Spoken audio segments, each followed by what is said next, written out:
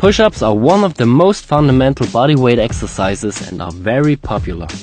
The movement is simple, can be done everywhere, and it's very effective because you are using a lot of muscles at the same time. Sounds good, right? The problem is that a lot of people concentrate on quantity instead of quality when doing push-ups.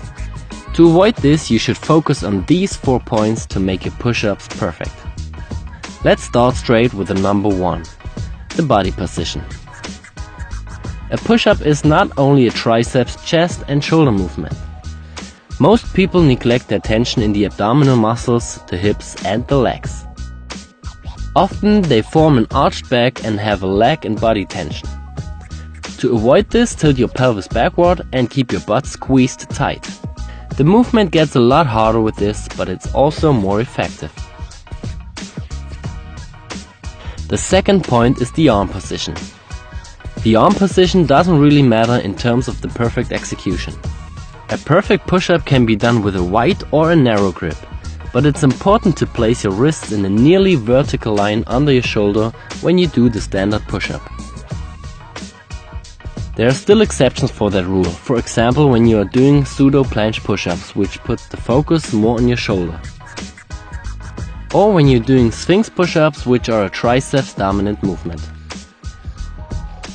If you are working with standard push-ups and choose a wider grip, it involves the chest more than a close grip, and a close grip sets the focus more on your triceps. The only thing you should avoid completely are out-flared elbows, because this puts a lot of stress on your shoulder, which can lead to injuries. The closer you place your arms to the body, the more your elbows point backwards. The wider you place your arms, the more your elbows going away from your body, but they still point more backwards than to the side. The third point is the range of motion. This is quite simple, just don't cheat. Go all the way up and all the way down and let your body straight.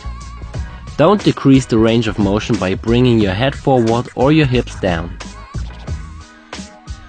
The last point is the shoulder blade movement. This is a very neglected point. When you're going down, your shoulder blades come together, and when you're going up, they go apart. You should also focus on pushing them downward instead of upward. But don't forget, there's still difference between a passive and an active way of this shoulder blade movement. If you are too weak in the shoulder girdle, your shoulder blades come together because you are not able to hold your body against the gravity. You can see this especially at the top of the movement. When you are going down, always focus on the tension and an active shoulder blade movement. Don't let yourself fall down into your structures. If you consider all those points and try it on your own, you will notice that it's much harder to do. Maybe your amount of maximum repetitions will drop, but that doesn't matter. Always focus on quality over quantity, and you will be rewarded with progress and a healthy body. If you have any questions to this topic, just leave a comment. Thank you, Alex.